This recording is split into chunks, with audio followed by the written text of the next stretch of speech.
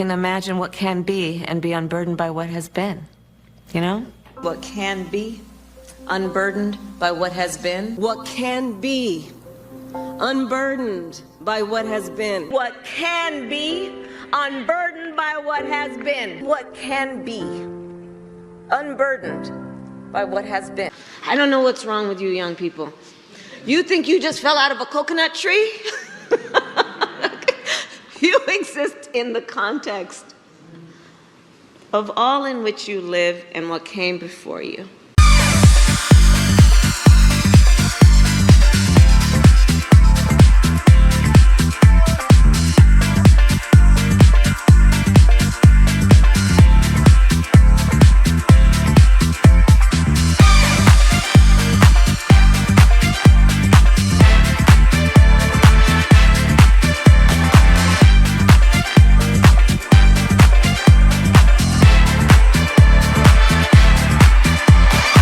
Welcome back into the Door Report, episode 289 on a lovely American Tuesday evening, November 5th, 2024. I am Will Byrum, joined as always by my co-host Trevor Hulan, aka Hack Squat Jim Duggan, and our loyal producer, even if a little bit unruly producer, Phoebe, is also joining us. And already early, I can tell you, gonna be a problem. Phoebe, stop. Yep, there she goes. Problem already. Here at the Door Report, we are presented by 615 Collectibles. If you're into sports cards or sports memorabilia, check out 615 Collectibles on eBay. Items include individual cards, graded cards, NFL team packs, and more. Check them out on eBay. Shipping is always fast and free. That link is www.ebay.com/str/615 Collectibles. Trevor, big day today, big Tuesday. I will say we don't get objectively political on this podcast ever. I will say not the greatest timing that we record on Tuesdays. Yeah, it was. Yeah, this is a tough night to record a pod. We wanted to move when we recorded, but of course, something we're going to hit on this episode. Vanderbilt basketball had their first game of the season last night. They did. Trevor was in attendance, so we could not record, of course. And then tomorrow night, Trevor, you also cannot record. That is, I will be staying up to the wee hours of the morning writing a paper. That is due the next day. So we have to record on election night, according to the political talking heads. For the third election in a row, we have to save democracy. Yep. Both sides. Whoever you're voting for, that candidate is going to save democracy. And the other candidate, they're going to destroy democracy and ruin America. Yeah. So no matter who you're voting for, just know your candidate, they're going to save America. Or they're going to destroy it. Or they're going to destroy it, vice versa, whatever it is. Just know that's how important it is. You know how important it is because Joe Biden's president right now. And the presidential office is obviously so important because he's on top of it. Yeah. He's focused as a fly. He's focused. He can't even. How focused? I'm running again. His mental's focused.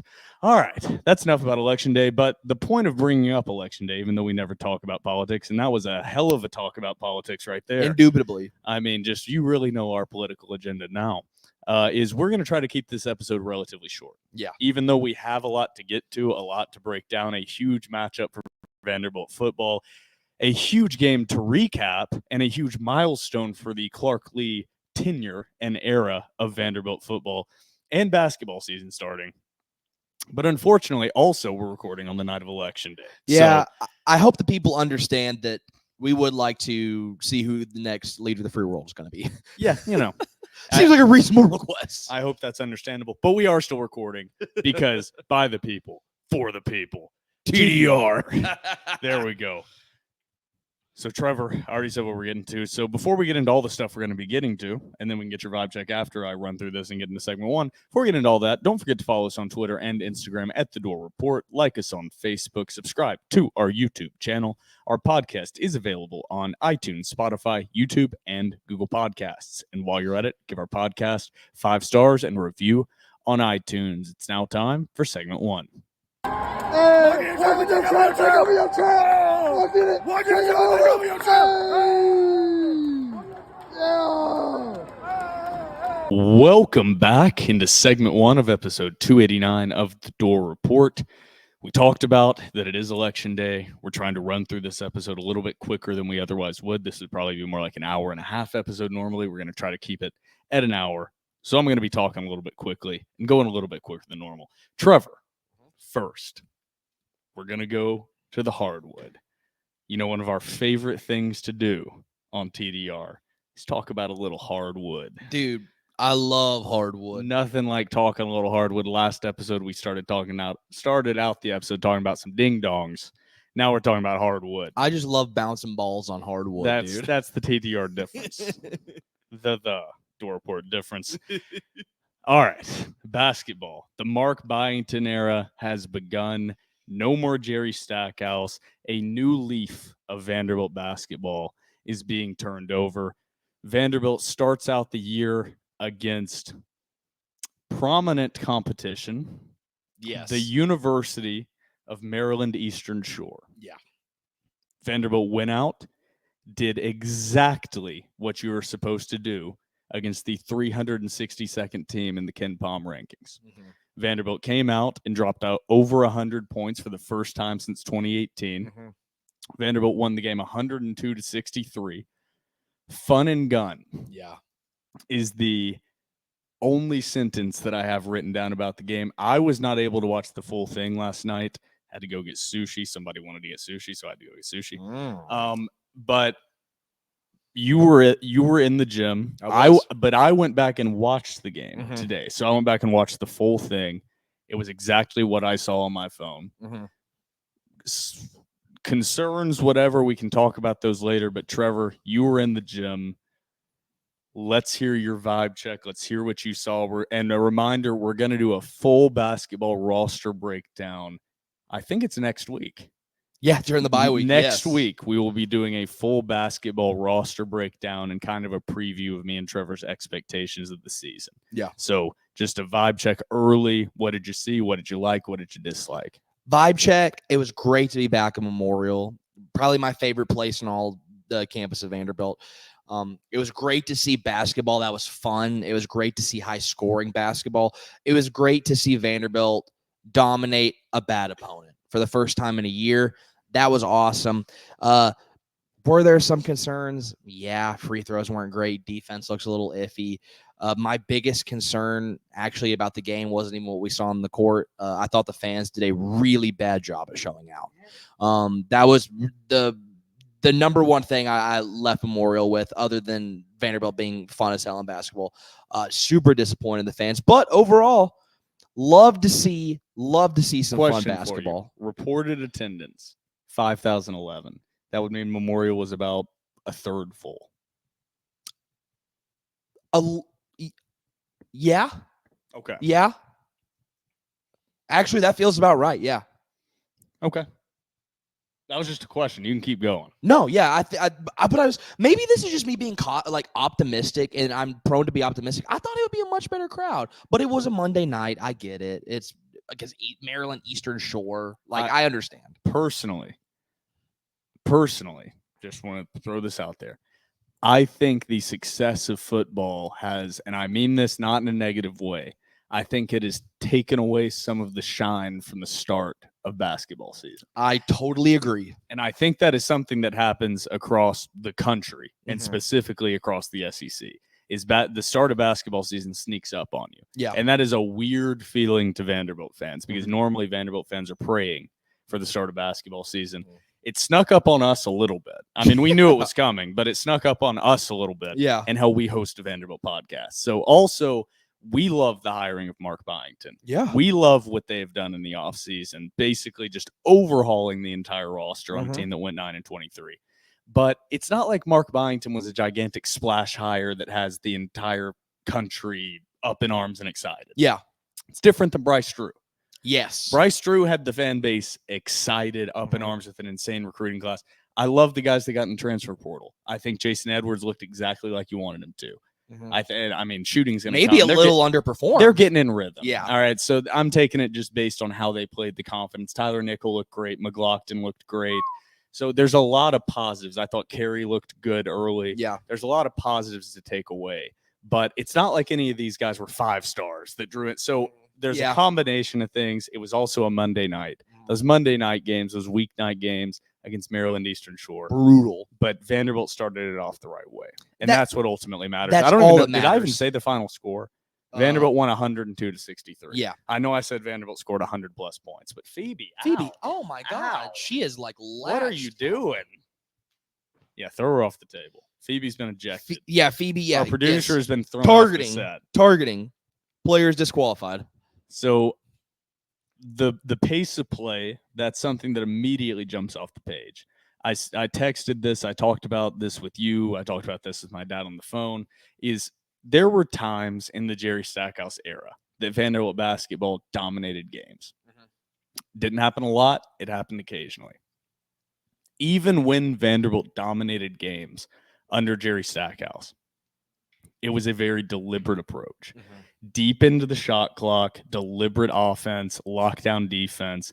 They dominated games, and they would have won this game in dominating fashion under Jerry Stackhouse if they would have done that, okay? They would have – you good? Sorry, dropping my utility knife.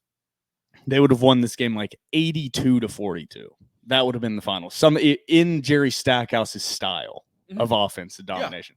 This I think was a great example of what Vanderbilt has brought in and the difference of style. It's a fun brand of basketball, green lights across the board, and point guards across the board. Whoever pulls down that rebound is bringing it up the court, and it was fun to watch. And I think that's what Vanderbilt fans want to see again, a fun brand of basketball to watch. Yeah, I agree. And eventually next year, the expectation is probably going to be make the tournament. This year, my personal expectation is I just want to see fun basketball.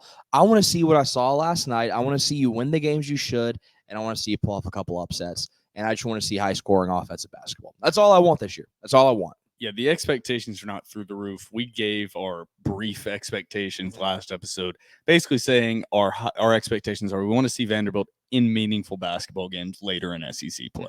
That doesn't necessarily mean making the tournament. That means maybe being in the conversation. It's really dependent, but just not being an embarrassment and being a competitive basketball team. It's a brand new roster, completely brand new roster, kind of unprecedented in what they're having to do. Vanderbilt has a couple upcoming matchups. They play Southeast Missouri on the 10th, and they also play Cal on the 13th. So we will – when do we record next? Next Tuesday. So that'll be before the Cal game. Yeah, because Cal's on Wednesday. So they only have one game until the next time we record. A Sunday at noon. A Sunday noon game against SEMO. So a little bit of step up in competition. Yeah, I will not be at that game. But I want to run through the box score very quickly, and then we'll get to the Auburn game, which I want to be a bulk of this segment. One, Vanderbilt turnovers. That's the first thing that jumps out. Vanderbilt forced 15 turnovers, only committed 1 turnover the entire game, according to the box score. Vanderbilt as a team shot 50%, but Vanderbilt only shot 23.5% for 3. Yeah. And still managed to win that game 102-63. So Vanderbilt did not shoot the ball well. Vanderbilt offensively rebounded very well. Vanderbilt won the offensive rebounding battle 17-4. Rebounding is going to be a big key moving forward for this team. I think the offense will be there. I think defense and rebounding are the question marks for this roster. I absolutely agree. Fast break points, Vanderbilt won 17-8. Points in the paint, 52-24. Largest lead, Vanderbilt led by 39, which was the final margin. So Vanderbilt dominated the game. We'll get to this in more detail on next episode, but very, very positive to start out the Mark Byington era. That's what I'll leave it at. Competition was awful, of course. Yeah. So leave that caveat, but you want to beat the shit out of bad competition. They beat the shit out of bad competition. What else can you ask for? That's all you can ask for. So very positive on the basketball front. Trevor, you want to get to football now? I'm ready for football. Let's get to some football. This is what we want to talk about. Not coming up. We are recapping. Vanderbilt. Why do I have nothing pulled up? Pause just 1 second while I get something pulled up about the Vanderbilt-Auburn game. But Vanderbilt went on the road to Jordan-Hare Oh, yeah. and beat Auburn 17-14. 8-7. Trevor, you were in attendance. I was. I was not. I was at a wedding all weekend. Mhm. I was a groomsman in the wedding. So actually, when we went out to take pictures with the bride and groom and the bridal party and groomsmen, was actually right at the beginning of the fourth quarter. Brutal of timing. the Vanderbilt game. Brutal timing. I was watching on my phone, sneaking as much as I possibly could. We were just in the groomsmen suite, whatever. And then, of course, fourth quarter. But I went back. I've watched the entire game over again. I know my three keys immediately. But, Trevor, you traveled down to Auburn. Give us a little bit of the experience you had inside of Jordan-Hare. I will. So I will say I have a goal of going to every SEC stadium. This marks another tick off that checklist. Auburn, Jordan-Hare is the nicest campus and football stadium that I've been to thus far. And I've been to Como, I've been to Knoxville, I've been to Lexington, I've been to Bryant-Denny. Jordan-Hare and the Plains was easily the nicest. As soon as I got back home, I told my folks, if you have the opportunity to go down to Auburn to watch a football game, like, do it. And I recommend everybody do it. It was an awesome experience. But the most important part was going down, seeing the boys, seeing the Doors get the dub. Number 6, Auburn fans were in shambles. They wanted to trash talk us a little bit. And so we had to let them know, hey, like, this is kind of what we do. They didn't want it. A lot of Peter Millar polos just kept turning around and looking at us. They didn't want no smoke. It was great. I couldn't believe I got to see Vanderbilt get their 6th win in person. It was a great time. It was a great environment. Shout out to Auburn fans, though. They are a bad football team. The stadium there was electric. Shout out to Auburn fans, though. That was going to be my next question. I was going to say on TV, on the broadcast that I obviously had to go back and rewatch, the fans looked pretty into it. It was an awesome impressed. environment. It was an awesome environment. Auburn moves to 3-6 on the year. Vanderbilt moves to 6-3, 3-2 in conference. Mhm. Moves Vanderbilt in the latest AP poll to number 24. Yep. However, in the college football playoff rankings, Vanderbilt unranked. Those rat bastards. So any pipe dream, even if Vanderbilt wins out, Vanderbilt's best case going to be 13th through 15th. So take that out of your head. But of course, we want Vanderbilt to win out, possibly shake up the SEC a little bit. That's getting a little bit ahead of ourselves. On this pod, we've always said that the AP is the best poll. The AP, of course, is the best. AP poll. is the best poll. Shout out to the Associated Press. But normally, this is where I would do key plays.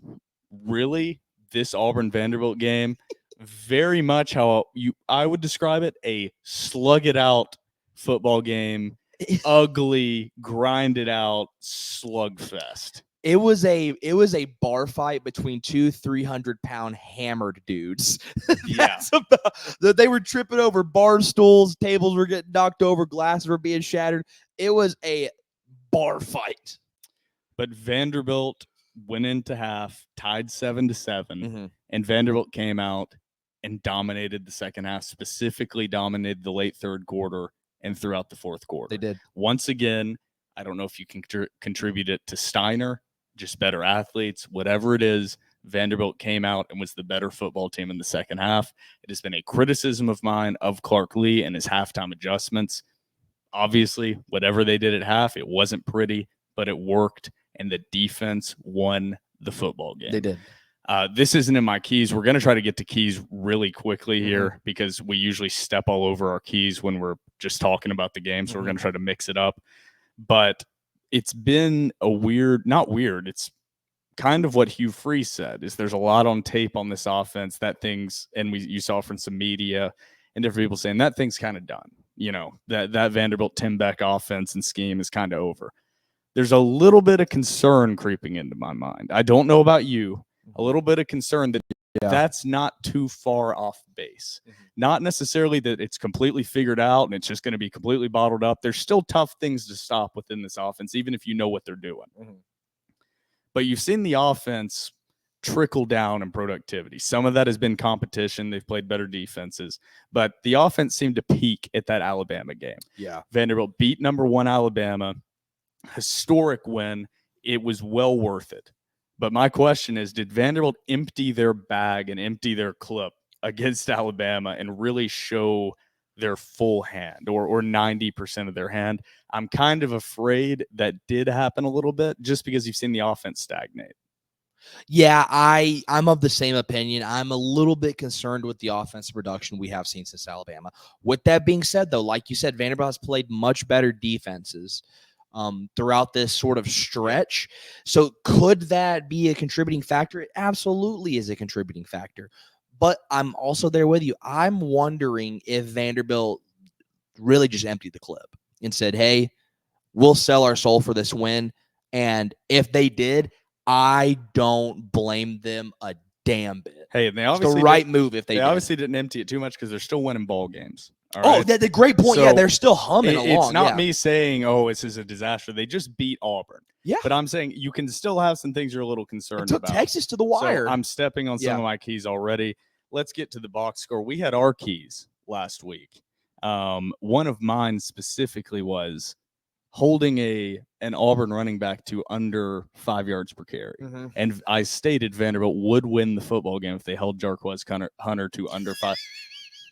Don't stop it. I know why you're laughing. Hold Jarquez Hunter to under 5 yards per carry. Jarquez Hunter, 12 carries for 50 yards, 4.2 yards per carry, compared to the over 200 plus yards he ran for against Kentucky. Trevor, hold it together. Be professional. See you guys next Tuesday. That was good. You ready? You I'm hold it good. together? I'm good. All right. Jarquez Hunter, 12 carries, 50 yards, 4.2 yards per carry. Going back and rewatching the game, I do not understand what Hugh Freeze was doing. They just stopped using him late in the game. That wasn't even that bad of a slip. You're acting like it was worse than it was. I don't know why. It was just so funny. It was soft. It was funny. Let's get back on track. I'm with you. I'm locked in with you, though. But I don't know what they were doing. They started using their other running backs throughout the second half, and I don't understand what they were trying to do at all. I don't know if he got hurt. No, well, we were in the stands and we're like, is he hurt? He's like just standing on the sideline and he's just not getting any play whatsoever. But Peyton Thorne actually had a pretty productive game, 20 for 29, 239 yards, 1 touchdown.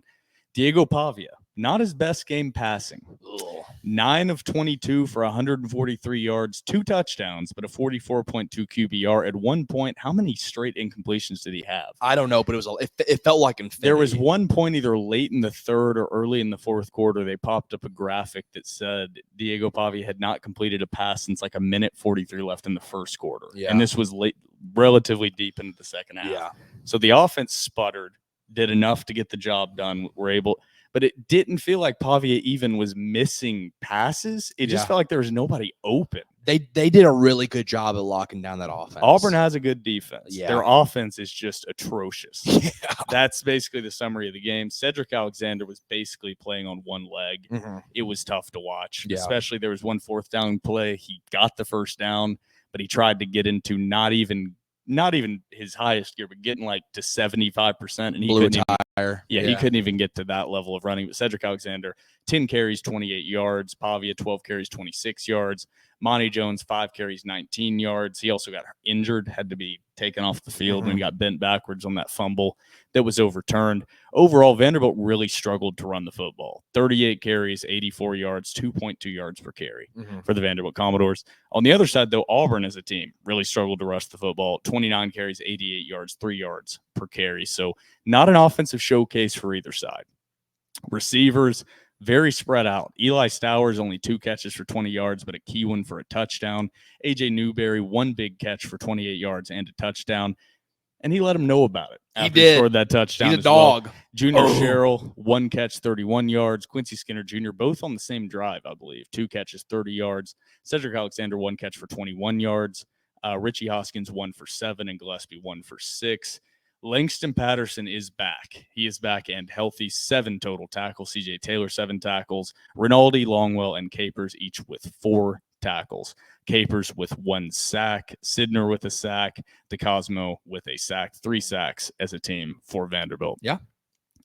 Trevor, you want to get to key plays? Or key takeaways? Key takeaways? Yeah. That's what I meant to say. Perfect. You want to go first? Or you want me to I go will. first? My key takeaway from that game is Diego Pavia did not look good. Blame it on Auburn locking down the wide receivers because his most efficient passes for the most part were to the running backs. It felt like Junior Sherrill did have a big catch. Quincy Skinner Jr. did have a big catch, but it felt like most of your production through the air was to your backs. But kudos to them for understanding that and realizing that we're going to have a scheme. I'm trying not to knock this table over. Jay Cutler's head is bobbling at a ferocious rate and scaring me. But kudos to them for making that adjustment. He didn't look great running the ball either. And so that's my key takeaway number one. But with that being said, he did enough, and he did not turn the ball over. And if you can do that, that will win you ball games. So also shout out to Diego Pavia. Yeah, I mean, I think that's a good key takeaway number one. It wasn't an A-plus game for Vanderbilt by any stretch of the imagination. The offense is struggling. I'm going to go ahead and get it out of the way. This isn't even what I've written down as my first one, but it's number 3 on my list. It's what I already talked about, concerns about the offense, kind of exactly what you were saying. It's more what everything I described with maybe a lot of it is on tape. There's not as many surprises left. I agree with that 100% that I said earlier. Also, this offense needs to get healthy. Yeah. I mean, you had Stowers take a big hit at the end, probably in concussion protocol. He cleared it. He cleared concussion protocol. That's good. But Pavia is not healthy. He's not 100% healthy. Cedric Alexander is at 50% max right now. Monty Jones is now hurt. There's just a lot of question marks on this offense with injuries as I burp into the mic. Excuse me, this Diet Coke is hitting hard. Yeah, dude.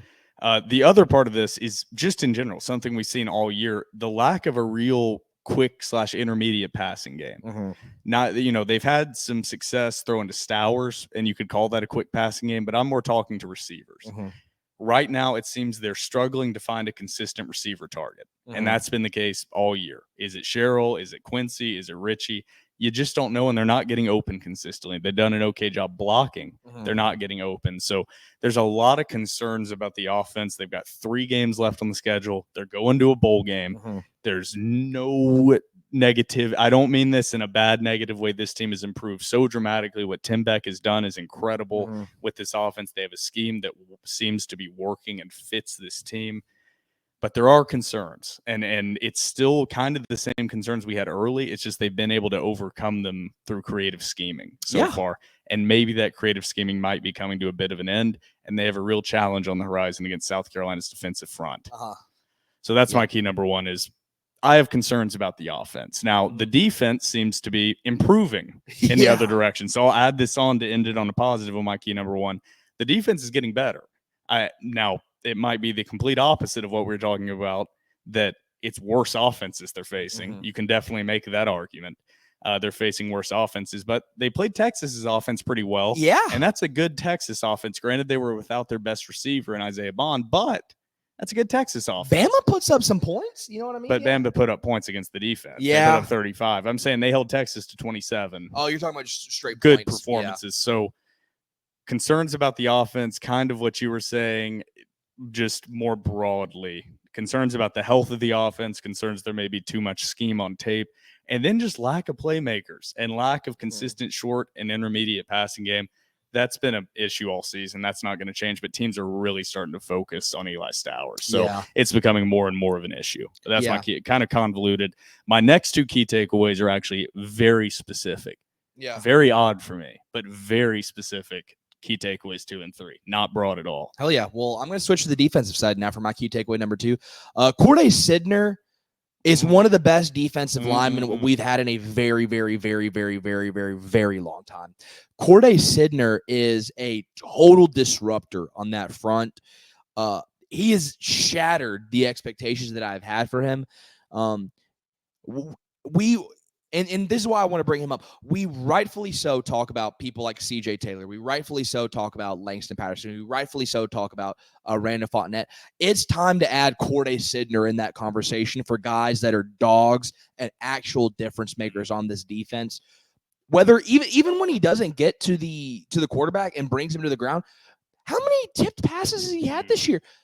He has been the direct beneficiary of 2 interceptions for Vanderbilt's defense this year. He has been amazing even when he doesn't get to the quarterback. He's awesome in the run game. He's a great pass rusher. I love Corday Sidner, and it's time he's gotten his flowers. That's a great key takeaway number 2. I'm going to another phase of football, and I'm going to go to special teams. Woo! And I'm also going to start this out. This is going to get more specific, but I'm going to start this out more broadly. We've talked about Mirko. Once again, incredible punting. Had a couple that were close to getting blocked and instead were incredible punts. Brock Taylor has ultimately bounced back from that Missouri miss and has been the difference in games like this against Auburn. And I'm going to shout myself out here. What was one of my keys I pointed out was the defense bending but not breaking, and that Auburn's kicking game was going to struggle. Auburn missed 2 field goals in the second half. Brock Taylor hit 1. Ultimately, that's the difference in the game. That's a 9-point swing. Not the full difference in the game, but difference in the game. So special teams overall for Vanderbilt this whole year and in the Auburn game has been great. But I want to specifically point out something we've talked about a little bit, but not enough.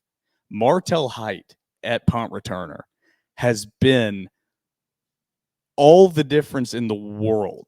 We talked about it the entire time we've done this podcast, that Vanderbilt had a history of great punt returners, and they haven't had one. And it's like you were just praying that Vanderbilt's punt returner would field the punt. Yeah. And that's all you wanted, was a guy that would consistently field the punt. That's all you wanted. And you're putting Will Shepard back there because he would at least field it. And he was having problems fielding punts. I'm not concerned about that at all with Martel Height. In fact, once again, he broke a game-changing punt return in that second half that ultimately led to a field goal. Martel Height is a weapon, and he has been the difference in a lot of games for Vanderbilt, and having that punt returner that is a weapon cannot be overstated how valuable that is. So that's my key takeaway number 2. You wanted to give flowers to Sidner. We've given flowers to Taylor. He gets a lot of talk. We've given flowers to Mirko. We've talked about Height. I don't think we've given him enough credit. He has been a hell of a difference maker, and he's also made some incredible plays at corner. He made one in particular during this game. Dude. That I don't remember the timestamp, but it was against Auburn's tight end that scored as well in the game. But he was open over the middle, and Martel Height came off his zone coverage and made a hell of a breakup. So I think I want to rephrase my key number 2 to just Martel Height and the steps he's made, because he's a sophomore. Yeah. A true sophomore. Last year he was a freshman. The growth he has made from freshman to his sophomore year, if he can keep getting better at this rate, you're going to have an elite level corner and punt returner for the next couple of years. He was DB1 for the SEC Team of the Week by Pro Football Focus. So, like you said, not only was he amazing at special teams, on defense, he is an island, and he has done great. I love that shout out. For my third key takeaway, this team just knows how to win ball games. And it feels so weird saying that about a Vanderbilt football team, because I don't think we've ever been able to say that. Like even during the James Franklin era, that was the big knock against him, is like he couldn't win the big one. Like he couldn't win the game. And I think this Vanderbilt team does a really, really, really good job at, whether it's pretty, whether it's ugly, no matter how the ball game plays out, they find a way to finish the job. And ultimately, the history books will not reflect whether it was a pretty win or whether it was an ugly win. They will just reflect whether it was a win or a loss, and that's all that matters. And this team is going down to the wire in moments to where traditionally Vanderbilt has pissed down their leg, and they are doing the opposite. They're taking control and they're winning the ball games. That's my broad takeaways. This team just feels like they know how to win. I'm glad you have a broad one, because I wanted to have something like that, but I had 3 more specific ones I wanted to point out. My third key takeaway is another player. You said we've talked about him a lot. I personally don't think we've talked about him enough, is Randon Fontenette. Yeah. In my opinion, in this game against Auburn, 2.5 tackles for loss, the disruption he created in the passing game, Peyton Thorne just trying to get the ball off over and over, tipping passes. You talked about Sid Noor. Yeah. Tipping passes, Fontenette the same exact way. Yeah, true. Randon Fontenette, and I don't mean this taking anything away from C.J. Taylor or Langston Patterson, Randon Fontenette is the best player on that defense. And I will say that unequivocally. He's not the best in the stat sheet. Langston Patterson's the leading tackler on the team.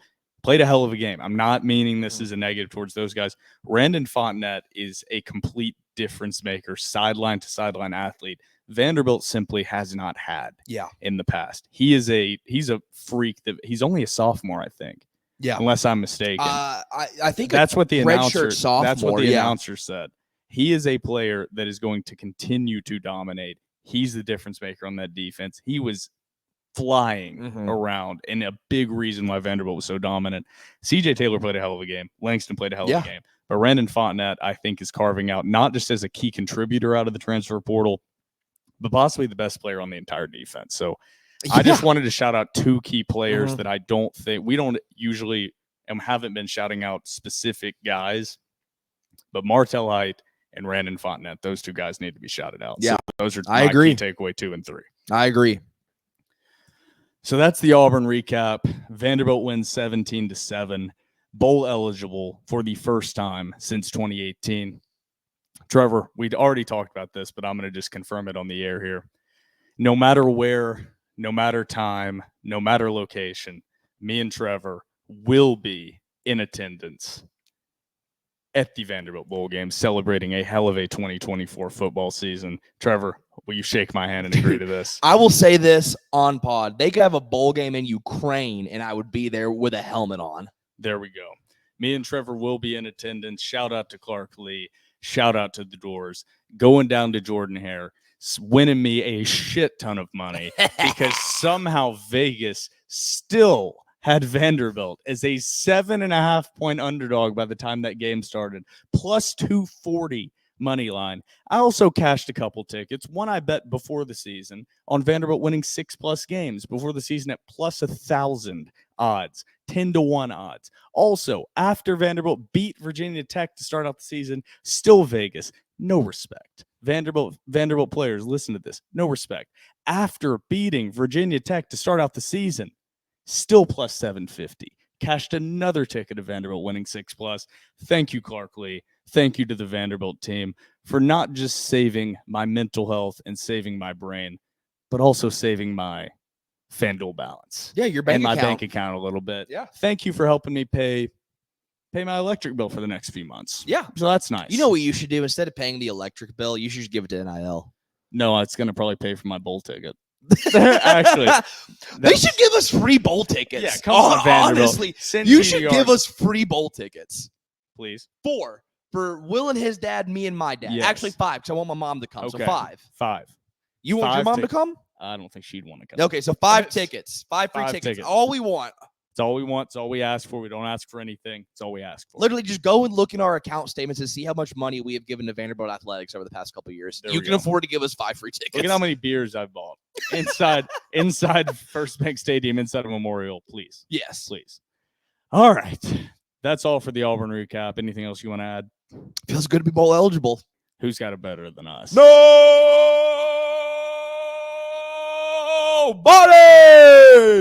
All right. Let's take a quick TDR cocktail break, and then we have to preview and predict the South Carolina game. So grab yourself a cold one or a hot one. It is November, and we will be right back.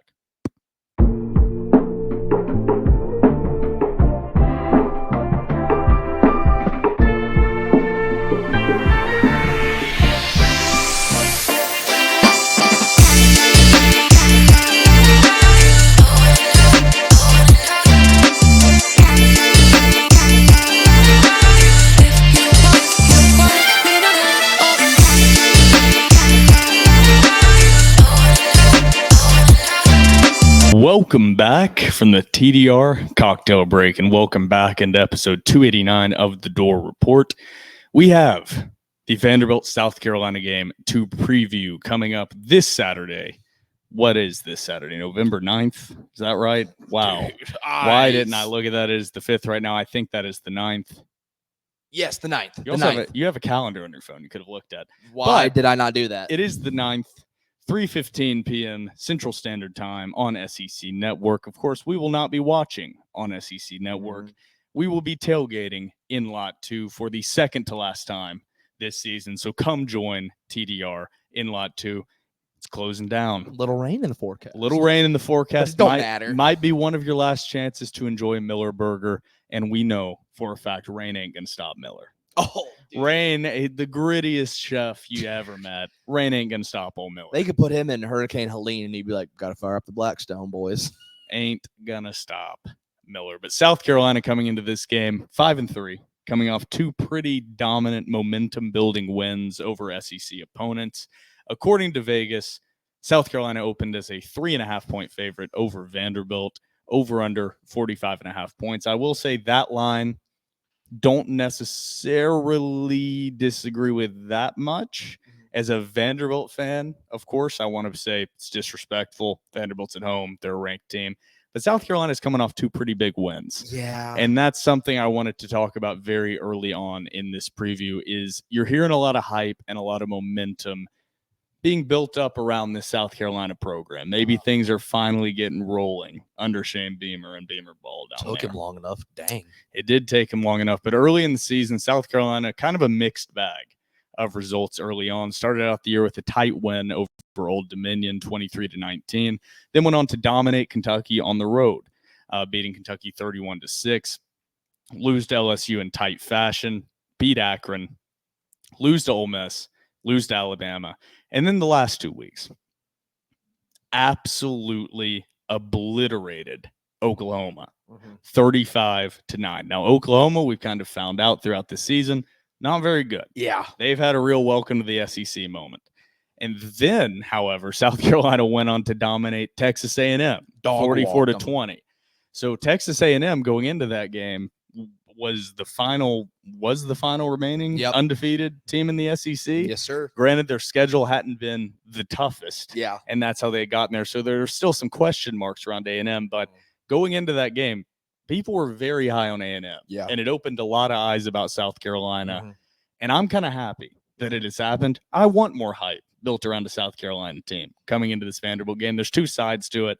One side, you want to see South Carolina get beat up and struggle and lose confidence. One side, you want as much hype to be built up going into a ball game. I was hoping you'd see 2 ranked opponents, maybe number 24 and 25. Yeah. Unfortunately, South Carolina not going to be ranked. So Losers. that's a very quick rundown of where South Carolina is overall in their season. Not a deep roster dive because we are trying to keep this episode relatively short, but at quarterback, they have Lenoris Sellers, a true dual threat quarterback. They also have a very talented running back in Raheem Sanders. Very, very talented guy. And the key to South Carolina, a very talented defensive front, one of the best defensive lines in the entire country, maybe the best defensive line Vanderbilt has faced this entire season. You can make the argument this might be the best defensive line in the nation between Kyle Kennard and Dylan Stewart. Yeah, and the stats, I have them pulled up somewhere. Kyle Kennard, 8.5 sacks on the season. Dylan Stewart, 5.5 sacks on the year. As well, just throw in their defensive tackle, Hemingway, with 4 sacks on the year, and their other defensive tackle, Sanders, with 3 sacks. So this is a South Carolina defensive line that gets after the quarterback. A big concern and a big challenge for a Vanderbilt offensive line that so far has been up to most challenges, and Klinakis has been able to get them ready, but this is their biggest challenge yet. Oh, absolutely. I have some team ranking stats comparisons I wanted to get out there. Overall style of play of these 2 teams, very similar. Both teams want to keep the ball on the ground. Vanderbilt runs the ball 15th most in the country. South Carolina runs the ball 18th most in the country. Vanderbilt in time of possession, if I can find it here in front of me, time of possession are both very similar. South Carolina ranks 30th in the country in time of possession. Vanderbilt ranks 15th. Both teams like to possess the ball. They both have mobile quarterbacks. They both have talented running backs. Sanders is healthier right now. But a matchup of 2 very similar teams. South Carolina, more talented defense. That's kind of where I would sit it right now. It's why at the beginning I said I don't necessarily disagree with Vegas's assessment. I think the offenses, you could argue, are very similar in production. There are some differences, obviously, but the edge on defense, I think I would give to South Carolina right now. The edge in special teams, I'd give to Vanderbilt. I think defense is more important than special teams. South Carolina, 3.5-point favorites on the road. Yeah. That's the very, very, very quick preview of the South Carolina game. I don't know if you have any additional information you want to add on there. No, I mean, that pretty much hits nail. All right, so let's get to our 3 keys to the game. Trevor, I can go first if you want me to, or you can go first. You can go first. So I was going to have my number 1 key to the game be my stereotypical key to the game, which is win time of possession and win the turnover battle. Because I want to state it. I'm not sure if I did during the Auburn recap. Vanderbilt won time of possession. Even though it was a late turnover, that was a game-sealing fumble, Vanderbilt also won the turnover battle. Only 1 turnover for Auburn, none for Vanderbilt. Most important, Vanderbilt didn't turn the ball over. Yeah. I'm not going to give that key because a lot of my actual keys will contribute to that. So my number one key is something I hit on in my recap of Auburn, and more broadly is just special teams. Brock Taylor, continue doing what you're doing. Mirko, continue doing what you're doing. My keys to victory are Martell Height has to have at least one field flipping punt return. That doesn't necessarily mean a touchdown. That could mean a 20 or 25-yard punt return. But just what he did against Auburn, that provided the points that ultimately were the game-winning points.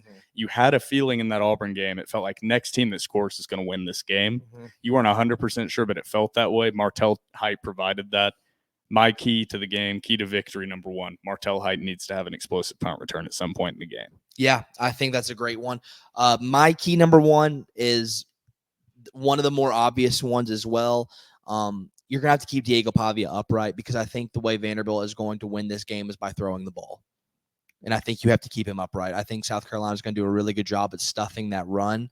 I think they're going to do a really good job at hitting the gaps. Vanderbilt is going to have to win this ball game by throwing the ball. So Diego Pavia is going to have to be at his A game whenever it comes to throwing the ball.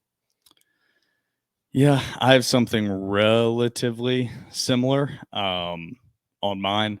I did want to reiterate that when South Carolina dominated Oklahoma, it's because Oklahoma turned the ball over 6 times. Yeah. And that's why they dominated. My key number 2 is another reason why South Carolina dominated their opponent last week, and that was Texas A&M. Vanderbilt, easier said than done, has to contain Lenoris Sellers in the running game and contain Raheem Sanders. Make Lenoris Sellers beat you through the air. Vanderbilt has struggled against quick passing attacks this season. That is not what South Carolina is. To give you the stats on what South Carolina did to Texas A&M, Raheem Sanders, 20 carries, 144 yards, 2 touchdowns, 7.2 yards per carry. Lenoris Sellers, 15 carries, 105 yards and a touchdown, 7.1 yards per carry. That cannot happen. You have to hold both those guys to under 100 yards. I agree. So especially Lenoris Sellers, if he gets loose and has an 80-plus yard rushing game, it's over. I agree. You have to contain the running quarterbacks. Vanderbilt has done a relatively good job of that this season. Yeah. So far. So that's one of the reasons I'm not so is unconfident a word. I don't know. But the matchup isn't horrible. What Vanderbilt has had decent success with stopping throughout this year is what South Carolina does. Yeah. South Carolina is better at it than some of the opponents they have faced, like Auburn, that want to do that. But we will see. But you have to contain Lenoris Sellers and Raheem Sanders. So that's my key number 2. Yeah. My key number 2 is going to play into my key number 1. How do you keep Diego Pavia upright by offensive line? So the offensive line is going to have probably their best game of the year against the most talented defensive front that they'll see this year. A lot easier said than done. I think, like you said, Coach Klenakis and the offensive line as a whole unit have done a really, really, really good job for this year. Exceeded expectations, but then again, compared to what they did last year, it's not difficult. But everybody from left to right is going to have a hell of a game. They're going to have to keep them upright. They're going to have to open up some holes. They're going to have to push some guys off the ball. Offensive line is going to have to win the game. But like I said, one of the biggest cliches ever, but it's cliche because it's true. It's cliche because it's true, and that's why it's my key number 3. Oh. It has to be. Yeah. Because that's what South Carolina does so well. Their defense is dominant.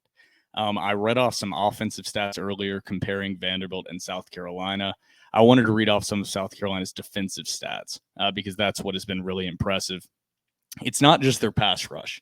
It's also their ability to stop the run. South Carolina is only giving up 2.9 yards per rush to opponents. That is 8th in the country. They also have the 4th highest sack percentage as a percentage of dropbacks for opponents. That is 4th in the country, 11.23% of opponent dropbacks. They're sacking the quarterback. So kind of just tag teaming on what you said. Vanderbilt has to not only keep Pavia upright and keep the pressure off of him, they also have to just allow time for plays to develop. Yeah. They can't allow immediate pressure. A lot of what Vanderbilt does is reading keys at the linebacker or safety level. You have to allow that to happen by giving time. Yeah. So you have to stop this impressive defensive front from South Carolina. That's the number one concern for everyone. I'm sure that is the number one concern in the locker room and the coaching staff right now. So it's a cliche, but it's a cliche for a reason. You have to give plays time to develop. Not sure if Vanderbilt can against this front, but it's a huge challenge for this offensive line that's exceeded expectations all year. So they've got to do it again. Yeah. My key number 3, Seti. This offense is obviously a run-first game. Cedric Alexander does not look even close to 100%. So my key number 3 is AJ Newberry is going to have to also have the game of his life. I think he is capable. I think AJ Newberry is supremely talented. I think he is a very talented running back, and I think he is capable of having that sort of breakout game. I really, really do. I think he's awesome in the pass game. I think he's awesome in the run game. I think Vanderbilt is going to have to win this game on the ground as well, because you can't just throw the ball. I think they're going to have to win through passing, but you can't be one-dimensional. If you're one-dimensional, they're just going to lock them down. So AJ Newberry has to have a great game, has to be versatile in both the run and the pass game, and as well as pass pro, because they're going to bring the heat. He's got to be great in pass pro as well. So key number 3, Newberry has to have a great game if Vanderbilt wants to win this. Yeah, I really wish the bye week was before the South Carolina game. Yeah. Cedric Alexander and Diego Pavia could definitely use a bye week before this South Carolina game and get fully healthy. One more stat I wanted to throw out before we close it out here, before we give our predictions and close it out here. South Carolina, one of the best teams in the country at forcing turnovers. Some of that is skewed because of the Oklahoma game, but South Carolina is averaging 2.3 takeaways per game. That is 5th in the country. Vanderbilt fans have noticed in a positive way, Vanderbilt doesn't give the ball away very much. A lot of games ended with 0 turnovers. Vanderbilt only averaging 0.6 turnovers per game. That is 7th in the country. So battles between one defense that takes the ball away a lot and one offense that does not give the ball away. So that is certainly a matchup to watch. And also on the other side, Vanderbilt's defense doesn't force turnovers a lot. 1.1 per game, 91st in the country. South Carolina's offense does turn the ball over a little bit. 1.6 per game, 94th in the country. So kind of the opposite. It's kind of a weird mirror of each other in a way. So a very interesting matchup that might be flying under the radar. Honestly, I think that the little number 24 next to Vanderbilt might draw a little more intrigue, but an afternoon kickoff on SEC Network, a very interesting matchup that if Vanderbilt is able to win, might add some interesting matchups in the SEC picture to close out the season for the Vanderbilt Commodores. So certainly could. This is a very interesting one to predict and what everyone is eagerly awaiting. Me and Trevor's predictions. Trevor, I'm going to let you go first. Okay. Let's hear it. Vanderbilt, South Carolina, 3:15 p.m. Central Standard Time, First Bank Stadium, SEC Network, Lot 2 tailgate, Trevor Hulan, Hack Squad, Jim Duggan. How do you see this one playing out? I feel like the roles are a little bit reversed here, because I think Vanderbilt is capable of winning this ball game. I really, really do. I think Vanderbilt has the quarterback edge. I think they have the coach edge. I think Vanderbilt is a better football team than South Carolina. However, I think that Vanderbilt could have a 2019 LSU team, and South Carolina could have a 2020 Vanderbilt team, and those two teams would play, and South Carolina would somehow win. And so, my prediction is not based on any sort of numbers. I truly believe, and you guys are going to think I'm crazy, I think South Carolina has some weird, voodoo magic on Vanderbilt. I really, really do. So with that being said, I think Vanderbilt drops this game. I'm going to go South Carolina 23, Vanderbilt 20. Wow. I have not predicted a loss in a long – and I'm not saying that Vanderbilt is the lesser – I think Vanderbilt is the better team. I really do believe there is some supernatural power at work. You call me crazy. That is the only way to explain this. We cannot beat these guys. What Trevor is referring to, Vanderbilt has not beaten South Carolina since 2008, 15 in a row. Yeah. It's funny that you were taking the role. You predicted 23-20 Vanderbilt loss. My initial prediction, just jumping off, just looking at the stats, looking at the matchup, and my initial gut feeling, same exact thing that you had. Literally, you just took the words out of my mouth. Mm-hmm. There's something that South Carolina has. There's some voodoo curse. The streak is crazy. Vanderbilt has been the superior team multiple times. It's like blood magic. Throughout this time frame. It's amazing that Vanderbilt has lost that many in a row to a team that has not been superior to them over that stretch. No. There should be a lot of teams Vanderbilt has longer loss streaks against Yeah. than South Carolina. My initial prediction was 31-17, and then I went, no. There's an old saying, records are made to be broken. I also believe that applies to streaks and curses. Oh, wow. Streaks and curses are made to be broken. And the reason I'm doing this is like 4D chess. This Vanderbilt team, over and over, I have predicted losses and not believed. I don't even believe that they're going to go out and do it. I fully believe they're going to go out and lose. But I felt that belief going into the Auburn game in a weird way, and I fought through it and predicted a win, and they went out and won.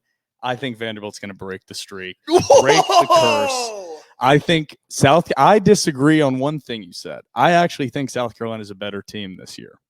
Than Vanderbilt? Than Vanderbilt. Oh. I think they are playing better right now, but I don't think that contributes. I think Vanderbilt comes out, finds a way. I think the difference is special teams, a Brock Taylor field goal. Vanderbilt wins 27-24. Vanderbilt hits 7 wins. Whoa. Soak it in, Vanderbilt fans. I'm not saying it because I still have a lot of research and a lot of things to watch and predict. Might be the last time you hear me predict a win this season. But I think Vanderbilt does it. Almost illogically, and I'm regretting it as I say it. But I think Vanderbilt comes out and wins 27-24, so the roles are reversed. How the tables have turned. Hack squat, Jim Duggan. Wet Trevor blanket Hulan. hack squat. I was a little bit of a wet blanket at first, and I was like, no, I'm done being the wet blanket. It's not my fault. Blake has finally broken through. I'm predicting a win. Vanderbilt wins 27-24. Trevor's predicting a loss. Anything else you want out on episode 289 before I can't believe edit? this. You can't believe it. You're in shock. I am in legitimate shock. Want to add anything? Get your ass to the bank on Saturday. If you're not there, you're a fraud. Let's go. Lot 2 tailgate, baby. For myself, Will Byrum, and my co-host, Trevor Hulan, this has been episode 289 of The Door Report, powered by 615 Collectibles.